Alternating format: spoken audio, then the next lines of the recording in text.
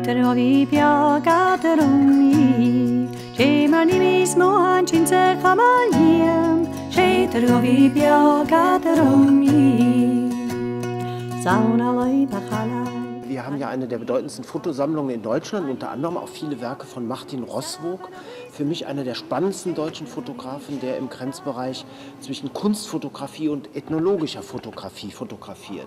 Insofern war das ein ganz wunderbares Zusammentreffen, dass wir durch die Zusammenarbeit mit dem Gälischen Zentrum für Sprache und Kultur und der Scottish Studies Archive auf Werner Kissling gestoßen sind. Auch ein Deutscher, der ins Haus Just fotografiert hat, genau wie Martin Roßvoog.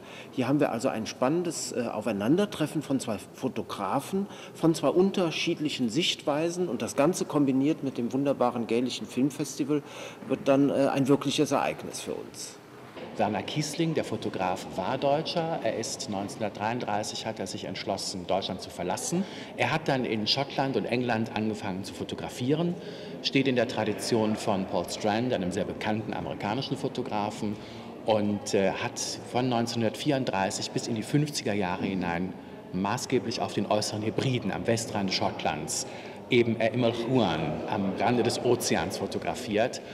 Und ich freue mich sehr, dass wir es geschafft haben, diese Ausstellung zum ersten Mal nach Deutschland zu holen. C'è trovi piaga rommi, c'è mani mismo ancinze camaliem, c'è trovi piaga rommi.